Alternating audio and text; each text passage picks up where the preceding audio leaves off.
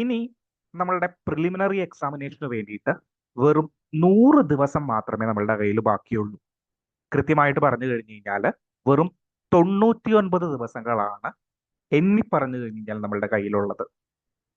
ഈ സമയം കൊണ്ട് കൃത്യമായിട്ടുള്ളൊരു പ്ലാനിലേക്ക്, കൃത്യമായിട്ടുള്ളൊരു എക്സാം സ്പെസിഫിക് പ്ലാനിലേക്ക് നമ്മൾ കടക്കേണ്ടത് വളരെ അത്യാവശ്യമാണ്.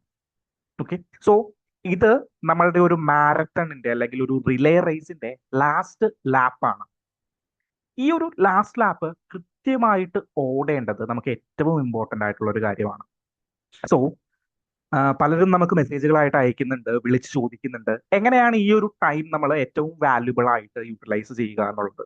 ഓക്കെ, സോ പലരും എന്താണ് ഈ ഗെയിമിന് പുറത്ത് പോയിട്ടുള്ളവരുണ്ട്. ഏറ്റവും ബെസ്റ്റ് ആയിട്ട് സ്റ്റാർട്ട് ചെയ്തിട്ട് ദെൻ കുറച്ച് കാലങ്ങൾ കഴിഞ്ഞപ്പോൾ അതിന്റെ ഒരു ഇന്റൻസിറ്റി കുറയുകയും ദെൻ വീണ്ടും ഒന്ന് തിരിച്ചു വരാനായിട്ട് ആഗ്രഹിക്കുന്നവരുണ്ട്, ഒരു റിയൽ കംബാക്ക് നടത്താനായിട്ട് ആഗ്രഹിക്കുന്നവരുണ്ട്.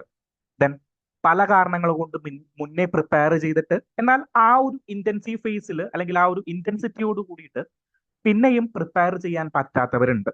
ജോലിയുടെ തിരക്കുകളുണ്ട്, പഠിത്തത്തിന്റെ തിരക്കുകളുണ്ട്, ഇഗ്നോയില് എന്താണ് PG ചെയ്യുന്നവരുണ്ട്. Then അങ്ങനെ ഒരുപാട് ആളുകളുണ്ട് കൃത്യമായിട്ടൊരു കോച്ചിങ് എടുത്തിട്ട് എന്താണ് ഫുള്ളി ഒരു പ്രിപ്പറേഷനിലേക്ക് പോകാത്തവരായിട്ട് ഒരുപാട് പേരുണ്ട്. എങ്ങനെയുള്ളവര് ഈ അവസാന ലാപ്പില് എന്ത് ചെയ്യണമെന്നാണ് ഞാൻ ഇവിടെ പറയാനായിട്ട് പോകുന്നത്. ഓക്കെ, സോ ഇതൊരു ലാസ്റ്റ് ലാപ്പാണ്, ഒരു 100 days ആണ്. ഈ 100 days നിങ്ങൾക്ക് മാക്സിമം ഇടാൻ പറ്റുന്ന എഫേർട്ടുകൾ നിങ്ങൾ ഇടണം. We must take the current when it serves or lose our venture.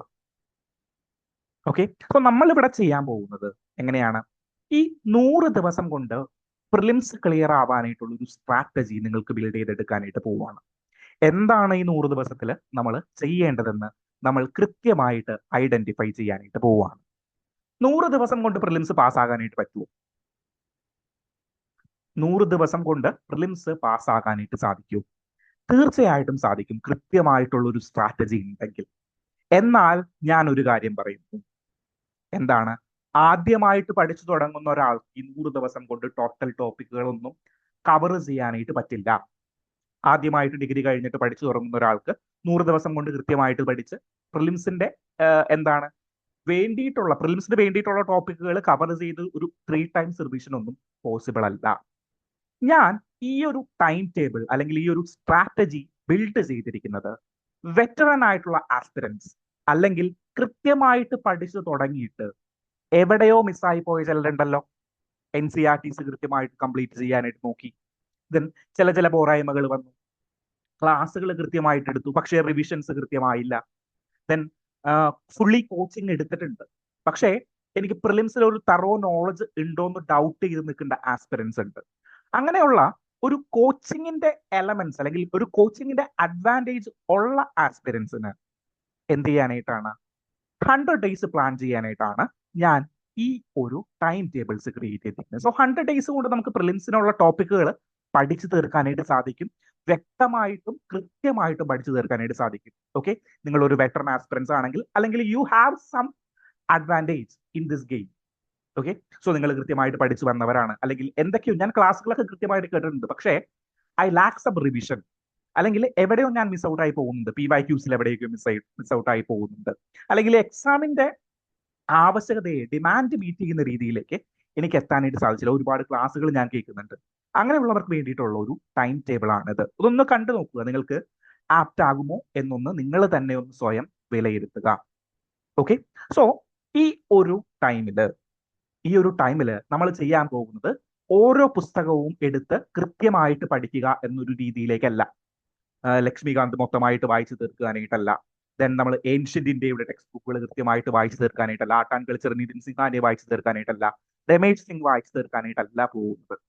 നമ്മൾക്ക് ഈ ഒരു 100 ദിവസം കൃത്യമായിട്ടുള്ള ഒരു പ്ലാൻ വേണം. I implement a plan called active learning. Okay, നമ്മൾ ഈ 100 ദിവസം കൊണ്ട് എങ്ങനെയാണ് ക്വസ്റ്റ്യൻസ് ത്രൂ ആണ് പ്രിലിംസ് പഠിക്കാനായിട്ട് പോകുന്നത്. ഓക്കെ, സോ ഇതിന് നമ്മളുടെ കയ്യിൽ 4 ടൂൾസുകൾ റെഡി ആയിട്ട് വേണം. എന്തൊക്കെയാണ് ഈ 4 ടൂൾസുകൾ? ഒന്ന്, ഓരോ സബ്ജക്റ്റിനും കൃത്യമായിട്ടുള്ള ഒരു സിംഗിൾ സോഴ്സ് റിസോഴ്സസ് വേണം.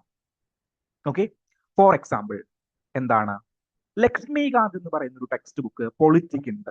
പൊളിറ്റി നമുക്ക് ഏറ്റവും എളുപ്പമാകുന്നതിനുള്ള ഒന്നാമത്തെ കാരണം there is A single source of reference നമുക്ക് ഉള്ളത് കൊണ്ടാണ്. അതെങ്ങനെയാ single source of reference? For example, ancient India നിങ്ങൾ എവിടെയൊക്കെ റെഫർ ചെയ്യാറുണ്ട്? ഏൻഷ്യന്റ് ഇന്ത്യ നിങ്ങൾ എന്താണ് നമ്മളുടെ NCERT ടെക്സ്റ്റ് ബുക്കുകൾ വായിക്കാറുണ്ട്. ദെൻ നിങ്ങൾ ആർട്ട് ആൻഡ് കൾച്ചറിലെ പോർഷന് വേണ്ടിയിട്ട് നിതിൻ സിംഗാനിയുടെ ടെക്സ്റ്റ് ബുക്ക് വായിക്കാറുണ്ട്. ദെൻ റോമില താപ്പറിന്റെ ടെക്സ്റ്റ് ബുക്ക് വായിക്കുന്നവരുണ്ട്. അങ്ങനെ ഡിഫറെന്റ് സോഴ്സ് ഓഫ് മെറ്റീരിയൽസ് നമ്മൾ എന്താണ് കണ്ടന്റ് ജനറേറ്റ് ചെയ്യാനായിട്ട് നമ്മൾ യൂട്ടിലൈസ് ചെയ്യാറുണ്ട്. പക്ഷേ ആ ഒരു സിസ്റ്റം ഈ 100 ദിവസത്തിൽ നടക്കില്ല. നമുക്ക് എവരി ടെക്സ്റ്റ് അല്ലെങ്കിൽ എവരി സബ്ജക്റ്റിന് ഒരു സിംഗിൾ സോഴ്സ് വേണം. ഫോർ എക്സാമ്പിൾ, രമേഷ് സിംഗിന്റെ എക്കോണമി ആദ്യം തുടങ്ങി അവസാനം വരെ വായിക്കാനായിട്ടുള്ള സമയം നമുക്കില്ല. ഓക്കെ. ദെൻ റോമില താപ്പറിന്റെ ടെക്സ്റ്റ് ബുക്ക് ആദ്യം തുടങ്ങി അവസാനം വരെ വായിക്കാനായിട്ടുള്ള ടൈം നമുക്കില്ല ഏൻഷ്യന്റ് ഇന്ത്യക്ക്. അല്ലെങ്കിൽ RS ശർമ്മയുടെ ടെക്സ്റ്റ് ബുക്ക് ആദ്യം തുടങ്ങി അവസാനം വരെ വായിക്കാനായിട്ടുള്ള സമയം നമുക്കില്ല. സ്പെക്ട്രത്തിന് എന്താണ് ബിബാൻ ചന്ദ്രയുടെ ടെക്സ്റ്റ് ബുക്ക് വേണമെങ്കിൽ വായിക്കാം, പക്ഷെ അതിനുള്ള സമയം നമുക്കില്ല. സോ പ്രയോറിറ്റൈസ് ഏതാണ് നിങ്ങളുടെ സിംഗിൾ സോഴ്സ്. അത് നിങ്ങളുടെ ക്ലാസ് നോട്ട് ആകാം. നിങ്ങൾ എഫക്റ്റീവ്ലി ക്ലാസ് നോട്ട് എഴുതിയിട്ടുണ്ടെങ്കിൽ അത് നിങ്ങളുടെ ക്ലാസ് നോട്ട് മാത്രമാകാം. ഓക്കെ. അല്ലെങ്കിൽ ഒരു സിംഗിൾ സോഴ്സ് ഓഫ് റെഫറൻസ്, അതിനെ കുറിച്ച് ഡീറ്റെയിൽ ആയിട്ട് പറയാം. സിംഗിൾ സോഴ്സ് ഓഫ് റെഫറൻസ് നിങ്ങൾക്ക് വേണം. സെക്കൻഡ് തിങ്, 5 ഇൻസ്റ്റിറ്റ്യൂട്ടുകളുടെ ടെസ്റ്റ് സീരീസ് നമുക്ക് വേണം. നിങ്ങളുടെ സുഹൃത്തുക്കൾ പല ഇൻസ്റ്റിറ്റ്യൂട്ടുകളിലും പഠിക്കുന്നവരുണ്ടാകാം. നിങ്ങൾ ഡൽഹി ബേസ്ഡ് ആയിട്ട് പഠിക്കുന്നവരാണെങ്കിൽ ഈച്ച് ആൻഡ് എവരി ഇൻസ്റ്റിറ്റ്യൂട്ടുകളുടെ റിസോഴ്സസുകൾ നിങ്ങൾക്ക് അവൈലബിൾ ആണ്. നമ്മൾ ആക്റ്റീവ് ലേൺ ചെയ്യാൻ പോകുന്നത് ഈ റിസോഴ്സസുകളെ യൂട്ടിലൈസ് ചെയ്തുകൊണ്ടാണ്. ഓക്കെ. ഈ 5 ഇൻസ്റ്റിറ്റ്യൂട്ടുകളുടെ റിസോഴ്സസുകളുടെ യൂട്ടിലൈസ് ചെയ്തുകൊണ്ടാണ് നമ്മളിവിടെ ആക്റ്റീവ് ലേൺ ചെയ്യാനായിട്ട് പോകുന്നത്.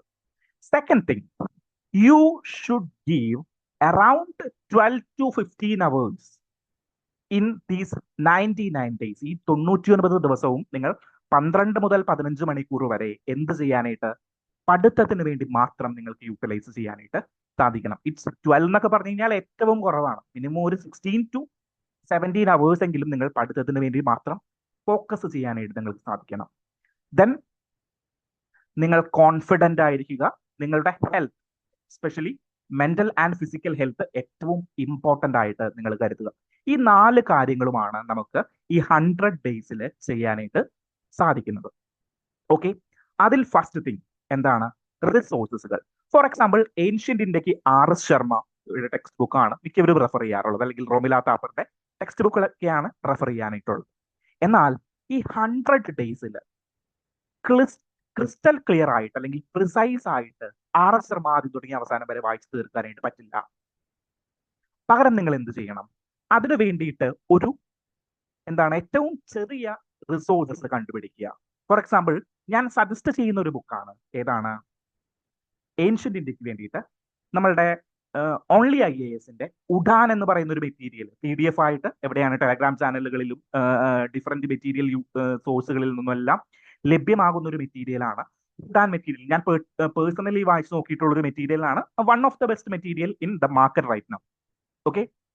ഞാൻ എൻ്റെ പ്രിലിംസ് കാലഘട്ടങ്ങളിൽ റിവൈസ് ചെയ്യുന്നതിന് വേണ്ടിയിട്ട്, അല്ലെങ്കിൽ ഒരു ക്രൊണോളജി മനസ്സിലാക്കുന്നതിന് വേണ്ടിയിട്ട് ലാസ്റ്റ് ടൈം ഈ 100 ദിവസം വരുമ്പോൾ ഞാൻ RS ശർമ്മയിലേക്ക് പോകില്ല. പകരം എന്ത് ചെയ്യും?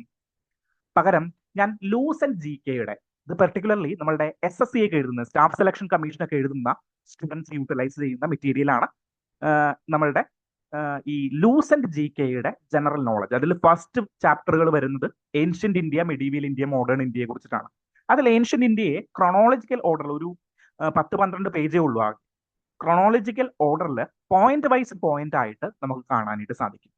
So if you can go with loosen GK, you can go with that. അല്ലെങ്കിൽ ഉഡാൻ, അല്ലെങ്കിൽ നിങ്ങളുടെ കയ്യിൽ ഒരു സോഴ്സ് ഓഫ് മെറ്റീരിയൽ ഉണ്ട്. ഫോർ എക്സാമ്പിൾ, നിങ്ങളുടെ നോട്ട്ബുക്ക് ആയിക്കോട്ടെ, അല്ലെങ്കിൽ നിങ്ങൾ ചിലര് ഈ RS ശർമ്മയിൽ തന്നെ പ്രിലിംസിന് വേണ്ടിയിട്ട് മാത്രം ചെറിയ ചെറിയ നോട്ടുകൾ എഴുതി വെക്കും. ആ നോട്ടുകൾ മാത്രം റിവൈസ് ചെയ്തു പോകുന്നവരുണ്ട്. അങ്ങനെ ഒരു സിംഗിൾ സോഴ്സിലേക്ക് നിങ്ങളുടെ എന്ത് ലിമിറ്റ് ചെയ്യണം? നിങ്ങളുടെ സബ്ജക്ട് റിസോഴ്സസുകൾ ലിമിറ്റ് ചെയ്യണം. ആ റിസോഴ്സസുകൾ മാത്രം യൂട്ടിലൈസ് ചെയ്യുക. സെക്കൻഡ് തിങ് എന്താണ്? Active learning through questions. അതെങ്ങനെയാണ് ഈ ആക്റ്റീവ് ലേണിംഗ് ത്രൂ ക്വസ്റ്റ്യൻസ്? നിങ്ങൾ ഏൻഷ്യന്റ് ഇന്ത്യ പഠിച്ചു. 99 ദിവസങ്ങൾ എന്ന് പറയുമ്പോൾ എത്ര ആഴ്ചകൾ നിങ്ങളുടെ മുന്നിലുണ്ട്? 14 ആഴ്ചയും ഒരു ദിവസവും നിങ്ങളുടെ മുന്നിലുണ്ട്. 14 സബ്ജക്റ്റുകൾ ഉണ്ടോ നിങ്ങൾക്ക് പഠിക്കാനായിട്ട്? ഇല്ല. ഏകദേശം 8 or 9 സബ്ജക്റ്റുകൾ മാത്രമേ പ്രിലിംസിന് എക്സ്ട്രാ ഫോക്കസ് ചെയ്ത് നിങ്ങൾ പഠിക്കേണ്ട ആവശ്യകതയുള്ളൂ. ഓക്കെ, സോ ഒരു ആഴ്ച ഒരു സബ്ജക്റ്റിന് വേണ്ടി മാറ്റി നിർത്താം എന്ന് പറഞ്ഞു കഴിഞ്ഞാലും നിങ്ങൾക്ക് മിച്ചം വയ്ക്കാനായിട്ടുള്ള സബ്ജക്റ്റുകളുണ്ട്, മിച്ചം വയ്ക്കാനായിട്ടുള്ള ആഴ്ചകളുണ്ട്. ഈ ആഴ്ചകൾ ഓരോ ആഴ്ചയും എങ്ങനെ വിനിയോഗിക്കണമെന്നാണ് ഞാൻ ഇനി പറയാൻ പോകുന്നത്. Okay, so active learning through questions എന്ന് പറഞ്ഞു കഴിഞ്ഞാൽ നമ്മൾ പഠിക്കുന്നത് ക്വസ്റ്റ്യൻസുകൾ ആൻസർ ചെയ്തുകൊണ്ടാണ്. ഫോർ എക്സാമ്പിൾ ഏൻഷ്യന്റ് ഇന്ത്യയുടെ എക്സാമ്പിൾ എടുക്കാം. ഏൻഷ്യന്റ് ഇന്ത്യ പഠിച്ചു തീർക്കാൻ, ഈ ക്രോണോളജി ഒന്ന് പഠിച്ചു തീർക്കാൻ നമ്മൾ 2 ദിവസം എടുക്കുന്നു. ആഴ്ചയിൽ 7 ദിവസമുണ്ട്. 2 ദിവസം നമ്മൾ ഏൻഷ്യന്റ് ഇന്ത്യ പഠിച്ചു തീർക്കാൻ എടുക്കുന്നു. അത് വളരെ കുറവല്ലേ? അല്ല. നമ്മൾ ബേസിക് ആയിട്ടുള്ള ഒരു ക്രോണോളജിക്കൽ ഓർഡർ ഈ 2 ദിവസത്തിൽ ഏൻഷ്യന്റ് ഇന്ത്യ പഠിച്ചെടുക്കാനായിട്ട് എടുക്കുന്നു. ദെൻ നമ്മൾ കണ്ടെത്തി വെച്ചിരിക്കുന്ന 5 ഇൻസ്റ്റിറ്റ്യൂട്ടുകളുണ്ട്. Whether it is Vision IAS, whether it is Vajiram, whether it is Next IAS, ഏത് ഇൻസ്റ്റിറ്റ്യൂട്ടുകളുടെ ക്വസ്റ്റ്യൻ പേപ്പേഴ്സ് എടുത്തു കഴിഞ്ഞാലും, പ്രിലിംസ് ടെസ്റ്റ് സീരീസുകൾ എടുത്തു കഴിഞ്ഞാലും കുഴപ്പമില്ല. ഈ 5 ഇൻസ്റ്റിറ്റ്യൂട്ടുകളുടെയും ഏൻഷ്യന്റ് ഇന്ത്യയുടെ ക്വസ്റ്റ്യൻസുകൾ നിങ്ങൾ എടുക്കുക.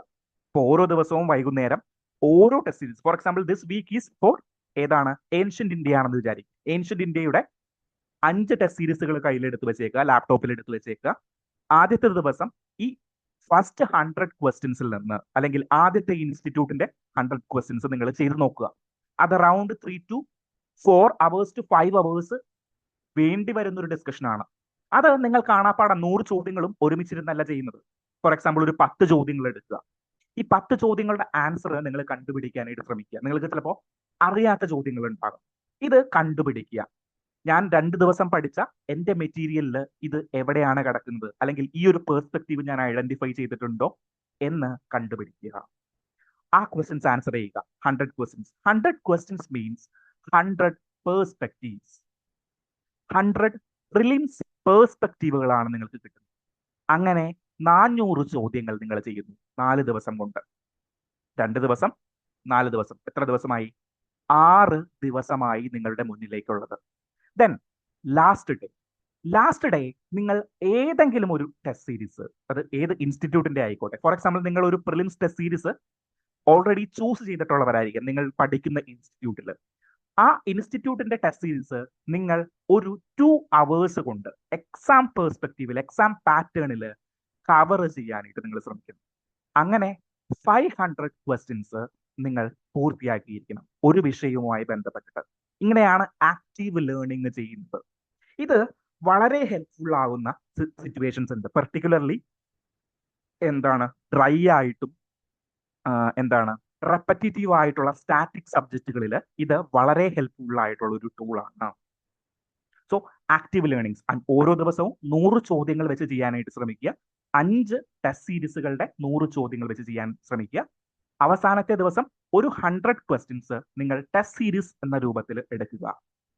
ദെൻ ഒരു വീക്കിൽ നിങ്ങൾ ശ്രദ്ധിക്കേണ്ട മറ്റൊരു കാര്യം, CSAT-ന് വേണ്ടിയിട്ട് കൃത്യമായിട്ട് ടൈം സ്പെൻഡ് ചെയ്യുക.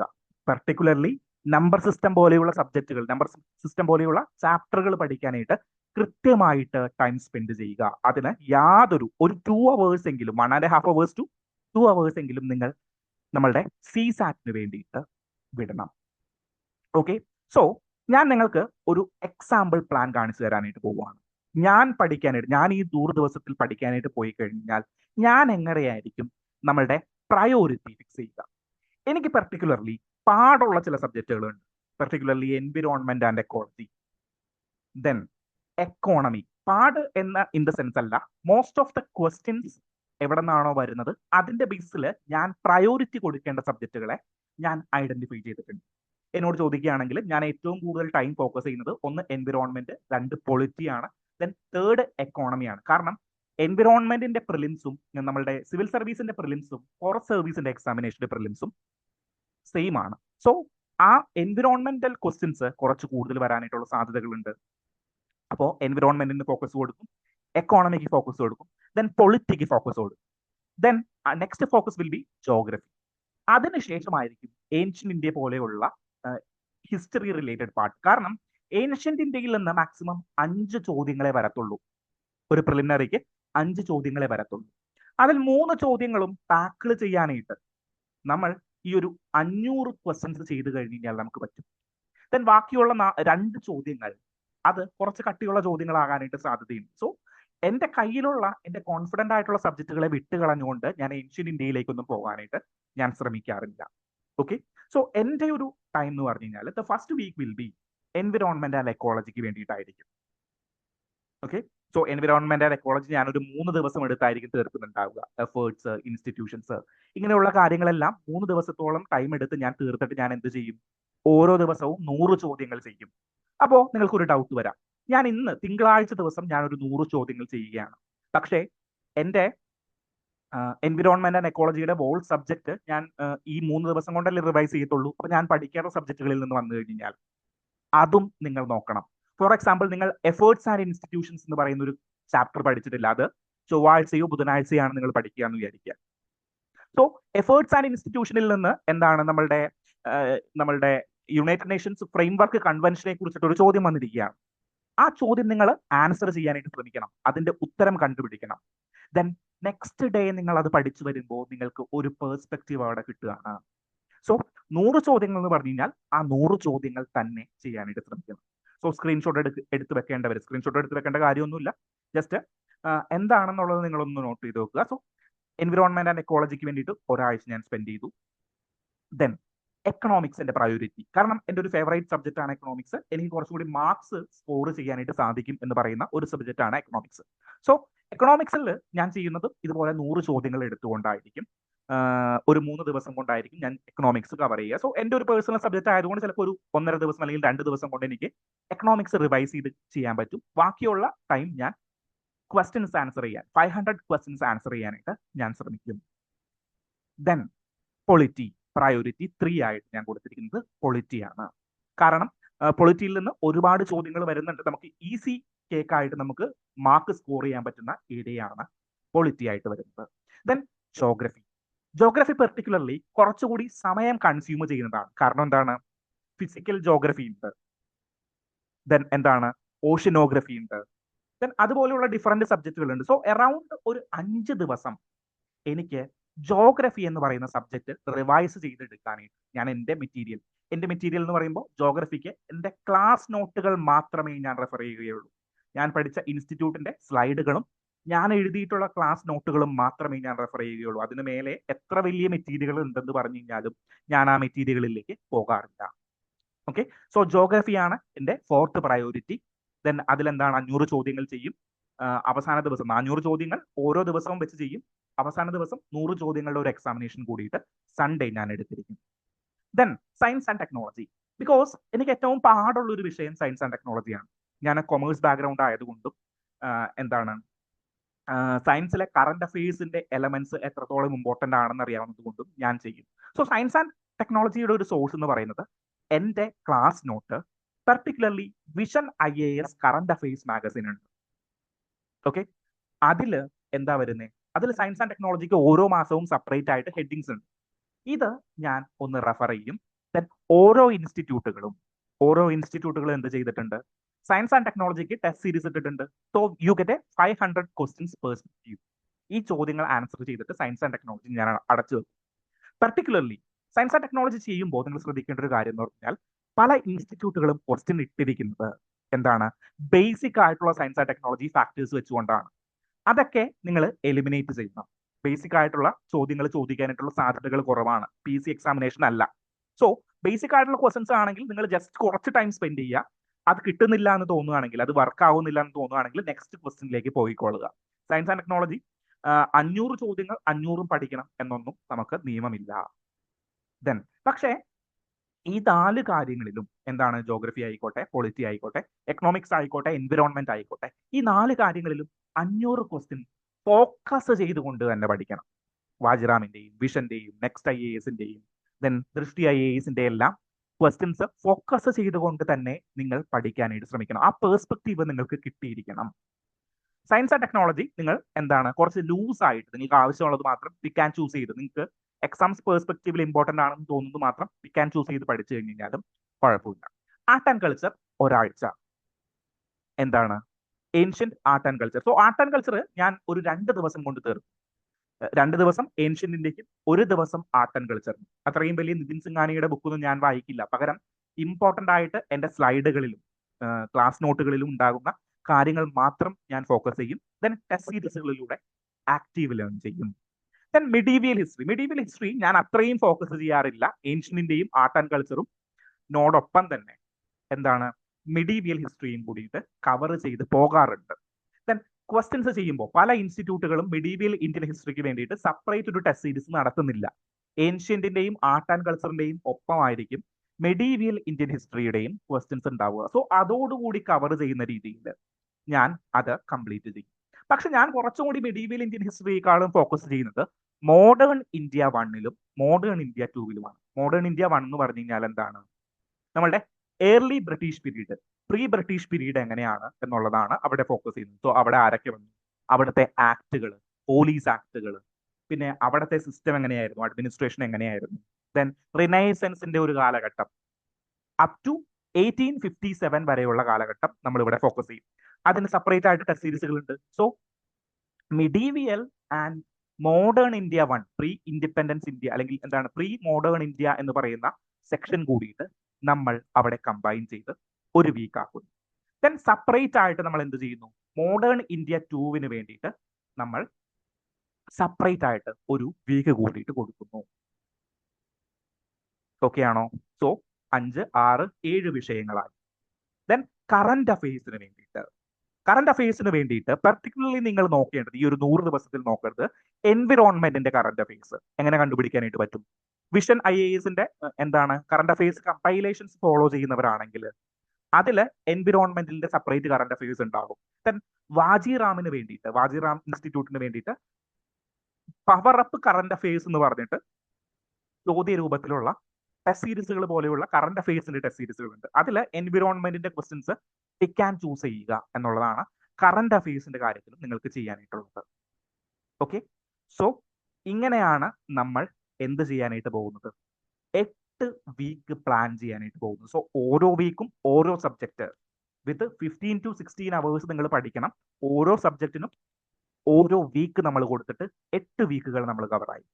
ദെൻ 14 വീക്കുകൾ ഉണ്ടല്ലോ, ഏകദേശം 6 വീക്കുകൾ കൂടിയിട്ട് നമ്മളുടെ കയ്യിലുണ്ട്. ഇവിടെ നമ്മൾ എന്ത് ചെയ്യും, ഇവിടെ നമ്മൾ റിവിഷൻ സ്റ്റാർട്ട് ചെയ്യും. എങ്ങനെ? സോ നമ്മളിവിടെ വിട്ടിട്ടുള്ള കുറച്ച് സബ്ജക്റ്റുകൾ ഉണ്ട്. എന്താണ്? International relations, for example international ഓർഗനൈസേഷനുകളെ കുറിച്ച് പഠിച്ചിട്ടില്ല അല്ലെ. പർട്ടിക്കുലർലി നമ്മളിവിടെ എടുത്ത് ഇന്റർനാഷണൽ ഓർഗനൈസേഷനുകളെ കുറിച്ച് പഠിച്ചിട്ടില്ല. ദെൻ വേറെ എന്തൊക്കെ സബ്ജക്റ്റുകൾ വിട്ടിട്ടുണ്ട്? കറണ്ട് അഫയേഴ്സ് ആസച്ച് നമ്മൾ ഒരു വീക്ക് കൊടുത്തിട്ടുണ്ടെങ്കിലും അതിൽ നമ്മൾ ഈ ഇന്റർനാഷണൽ ഓർഗനൈസേഷനുകളെ കവർ ചെയ്യാനായിട്ട് ശ്രമിക്കണം. ഓക്കെ, സോ കറണ്ട് അഫയേഴ്സിൽ ഓൾമോസ്റ്റ് എല്ലാ കാര്യങ്ങളും കവർ ചെയ്യും. പിന്നെ ഇൻഡെക്സസ്, എന്താണ് നമ്മളുടെ ഇൻഡെക്സുകളെ കുറിച്ചിട്ട്, റിപ്പോർട്ടേഴ്സ് വിത്തൗട്ട് ബോർഡേഴ്സ് ക്രിയേറ്റ് ചെയ്തിരിക്കുന്ന ഇൻഡെക്സ് ഏതാണ്, അങ്ങനെയുള്ള ഇൻഡെക്സ് റിലേറ്റഡ് ആയിട്ടുള്ള ചോദ്യങ്ങൾ. പിന്നെ എന്താണ് നാഷണൽ ഇമ്പോർട്ടൻസ് ആയിട്ടുള്ള, എന്താണ് ഫോർ എക്സാമ്പിൾ ബഡ്ജറ്റ് റിലേറ്റഡ് ആയിട്ട് വരുന്ന കാര്യങ്ങൾ, അല്ലെങ്കിൽ എക്കോണമിക് സർവേ റിലേറ്റഡ് ആയിട്ടുള്ള കാര്യങ്ങൾ.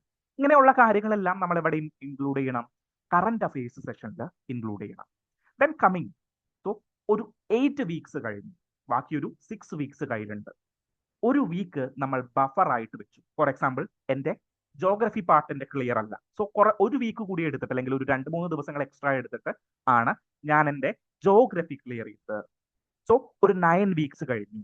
ഇനി എത്ര വീക്സ് നമ്മളുടെ കയ്യിലുണ്ട്? 14 വീക്സ് എന്ന് പറയുമ്പോൾ 5 വീക്കുകൾ നമ്മളുടെ കയ്യിലുണ്ട്. ഈ 5 വീക്കും നമ്മൾ റിവിഷന് വേണ്ടിയിട്ട് യൂട്ടിലൈസ് ചെയ്യുക. എങ്ങനെയാ റിവിഷന് വേണ്ടിയിട്ട് യൂട്ടിലൈസ് ചെയ്യുക? റിവിഷന് വേണ്ടിയിട്ട് ഓരോ സബ്ജക്റ്റുകളുടെയും PYQs എടുക്കുക. പ്രിലിംസിന്റെ PYQs അതെങ്ങനെയാണ്? 2013 മുതൽ 2025 വരെ ചോദിച്ചിട്ടുള്ള ചോദ്യങ്ങൾ മാത്രം ഫോക്കസ് ചെയ്യുക. സോ നമ്മൾ ആദ്യത്തെ ആക്റ്റീവ് ലേണിംഗിൽ എന്തായിരുന്നു? 5 ഇൻസ്റ്റിറ്റ്യൂട്ടുകളുടെ ക്വസ്റ്റ്യൻസ് ആണ് എടുത്തത്. സെക്കൻഡ്, ഈ അവസാനത്തെ 5 വീക്കിലേക്ക് വരുമ്പോൾ നമ്മൾ എന്ത് ചെയ്യും? നമ്മൾ ഫോർ എക്സാമ്പിൾ ഏൻഷ്യന്റ് ഇന്ത്യ എടുക്കുന്നു. ഏൻഷ്യന്റ് ഇന്ത്യയുടെ 2013 മുതൽ 2025 വരെ ചോദിച്ചിട്ടുള്ള ചോദ്യങ്ങൾ മാത്രം എടുക്കുന്നു.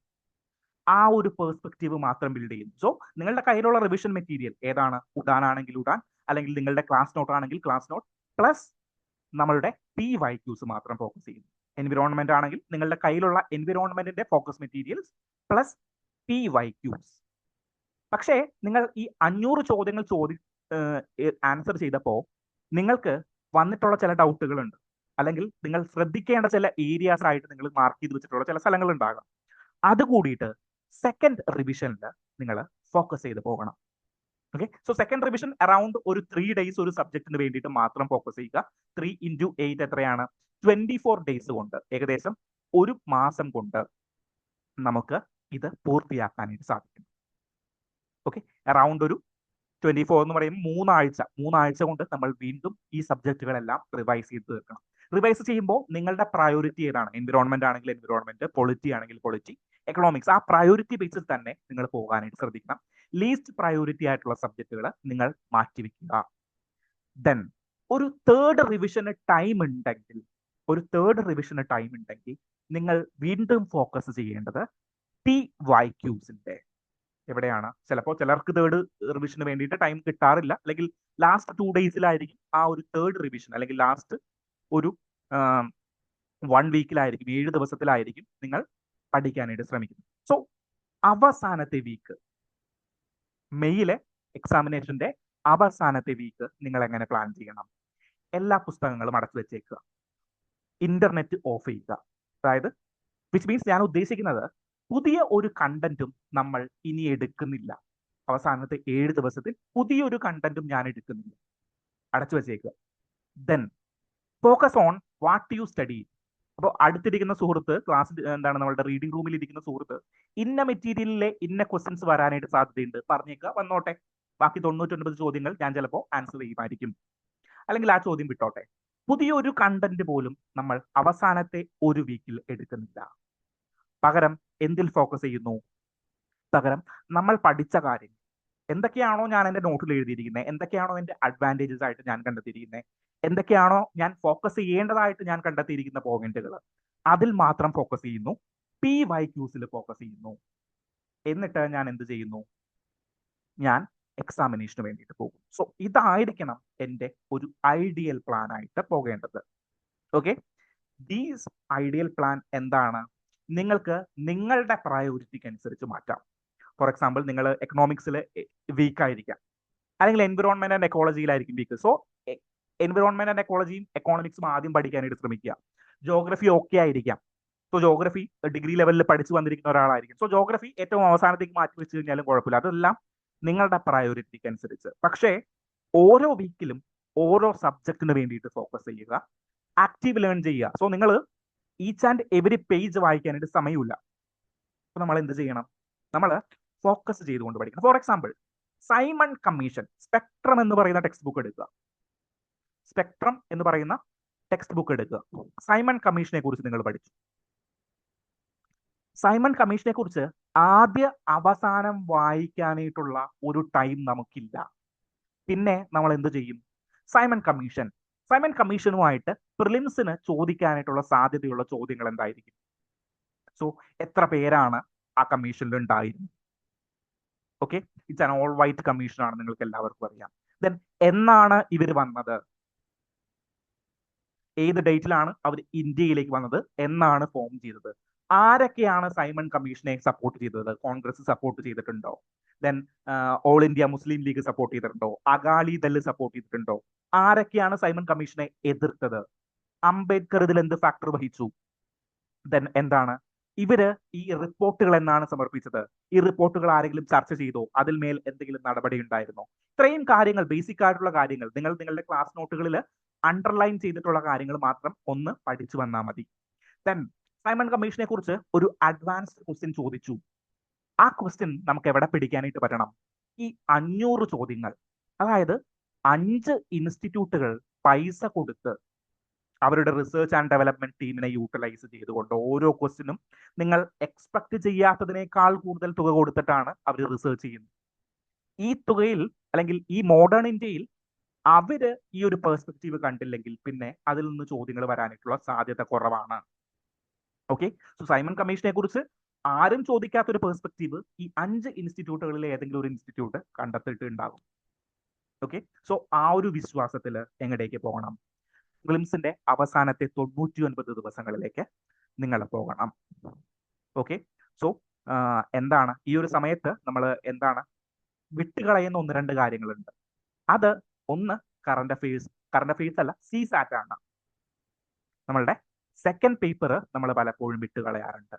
സെക്കൻഡ് തിങ് യുവർ ഹെൽത്ത് ആണ്. നിങ്ങൾ 100 ദിവസവും എക്സ്ട്രാ ഓർഡിനറി ആയിട്ട് വർക്ക് ചെയ്ത് കഴിയുമ്പോൾ എന്താണ്, നിങ്ങളൊരു 300 ദിവസം എന്ന് പറയുമ്പോൾ ഏകദേശം ഒരു 3 മാസത്തിന് മേലെ ടൈം ഉണ്ട്. സോ ഈ 3 മാസം നിങ്ങൾ എക്സ്ട്രാ ഓർഡിനറി ആയിട്ടൊരു 15 to 16 അവേഴ്സ് വർക്ക് ചെയ്ത് കഴിയുമ്പോൾ നിങ്ങളുടെ ബോഡി വീക്കനാകും, നിങ്ങളുടെ മൈൻഡ് വീക്കനാകും. എങ്ങനെയെങ്കിലും ഈ ഒരു എക്സാമിനേഷൻ കഴിഞ്ഞാൽ മതി എന്നൊരു രീതിയിലേക്ക് നിങ്ങളുടെ മനസ്സെത്തും. സോ അങ്ങനെ എത്താതിരിക്കണം. സോ നിങ്ങൾ കൃത്യമായിട്ട് നിങ്ങളുടെ ഡയറ്റുകൾ ഒന്ന് ഫോളോ ചെയ്യുക. എന്താണ്, പിന്നെ മെന്റൽ ഹെൽത്തിന് വേണ്ടിയിട്ട് നിങ്ങൾ എന്താണോ നോർമലി ചെയ്തുകൊണ്ടിരിക്കാറുള്ള ആ കാര്യങ്ങളെല്ലാം ചെയ്യുക. ഓക്കെ, എൻ്റെ ഒരു സുഹൃത്തുണ്ടായിരുന്നു. സോ അദ്ദേഹം ഈ അവസാന 100 ദിവസങ്ങളിൽ വൈകുന്നേരം ഒരു 9 മണിയാകുമ്പോഴേക്കും റീഡിംഗ് റൂമിൽ നിന്ന് വന്നിട്ട് എല്ലാ IPL മാച്ചുകളും കാണും എന്നുള്ളതായിരുന്നു അദ്ദേഹത്തിന്റെ ഒരു പ്രത്യേകത. സോ അദ്ദേഹം ഏർലി മോർണിംഗ് പോകും, ഒരു 4:30, 5 ആകുമ്പോഴേക്കും റീഡിംഗ് റൂമിലേക്ക് പോയിട്ട് ഒരു 15-16 അവേഴ്സ് എവിടെ സ്പെൻഡ് ചെയ്യും, റീഡിംഗ് റൂമിലേക്ക് സ്പെൻഡ് ചെയ്യും. ദെൻ ഒരു 9-9:30, 10 ആകുമ്പോൾ വന്നിട്ട് ആ ഒരു IPL മാച്ചിന്റെ അവസാന ഭാഗങ്ങളിൽ ഇരുന്ന് കാണും. സോ അത് അദ്ദേഹത്തിന് റിഫ്രഷ് ചെയ്യുന്ന ഒരു കാര്യമായിരുന്നു. സോ നിങ്ങൾ പാട്ട് കേൾക്കുകയോ അല്ലെങ്കിൽ നിങ്ങളുടെ മെന്റൽ ഹെൽത്തിനെയും ഫിസിക്കൽ ഹെൽത്തിനെയും എന്താണ് കൂടി യോജിപ്പിച്ചുകൊണ്ട് വേണം നിങ്ങൾ നിങ്ങളുടെ ഈ അവസാനത്തെ 100 ദിവസം പ്ലാൻ ചെയ്യാൻ. സോ ആക്റ്റീവ് ലേണിംഗ് എന്ന് പറയുന്ന ഒരു ടെക്നിക്ക് നിങ്ങളുടെ കയ്യിൽ ഉണ്ടാകണം. അത് ഏറ്റവും എഫക്റ്റീവ് ആയിട്ട് തന്നെ നിങ്ങൾ യൂട്ടിലൈസ് ചെയ്യണം. ഓക്കെ, സോ എന്തെങ്കിലും സംശയങ്ങൾ ഉണ്ടെങ്കിൽ നിങ്ങൾക്ക് വേണമെങ്കിൽ ഇൻഡിവിജ്വൽ ആയിട്ട് നിങ്ങൾക്കൊരു പ്ലാനിങ് വേണമെന്ന് നിങ്ങൾക്ക് തോന്നുകയാണെങ്കിൽ നിങ്ങൾക്ക് എന്നെ സപ്പോർട്ട് ചെയ്യാം. എൻ്റെ മെയിൽ ഐഡിയോ നമ്പറോ ഞാനിവിടെ കൊടുത്തിട്ടില്ല. My number is 9895742481. ഒന്നുകൂടി റിപ്പീറ്റ് ചെയ്യാം, 9895742481 എന്ന് പറയുന്നതാണ് എൻ്റെ പേഴ്സണൽ നമ്പർ. സോ ആ നമ്പറിലേക്ക് മെസ്സേജ് അയക്കുകയോ അല്ലെങ്കിൽ നമ്മുടെ അനന്ത IAS അക്കാഡമിയുടെ നമ്പറിലേക്ക് മെസ്സേജ് അയക്കുകയോ, നിങ്ങൾക്ക് ഒരു പേഴ്സണൽ ആയിട്ടൊരു ടൈം ടേബിൾ വേണം അല്ലെങ്കിൽ ഒരു പ്ലാൻ വേണമെന്ന് തോന്നുകയാണെങ്കിൽ നിങ്ങൾക്ക് ഞങ്ങളെ കോൺടാക്ട് ചെയ്യാം. നമ്മളുടെ ഭാഗത്തു നിന്ന് പറ്റാവുന്ന സപ്പോർട്ട്, അനന്ത IAS അക്കാഡമിയുടെ ഭാഗത്തു നിന്ന് നമുക്ക് ചെയ്തു തരാൻ പറ്റുന്ന എല്ലാ സപ്പോർട്ടുകളും നമുക്ക് ഇവിടെ ചെയ്തു തരാനായിട്ട് സാധിക്കും. ഓക്കെ, സോ ഏറ്റവും ബെസ്റ്റ് ആയിട്ട് ഈ 100 ദിവസത്തെ ഏറ്റവും എഫക്റ്റീവ് ആയിട്ട് നിങ്ങൾ ഈ 100 ദിവസത്തെ യൂട്ടിലൈസ് ചെയ്യുക എന്നുള്ളതാണ് എനിക്ക് നിങ്ങളോട് പറയാനായിട്ടുള്ള കാര്യം. ഓക്കെ.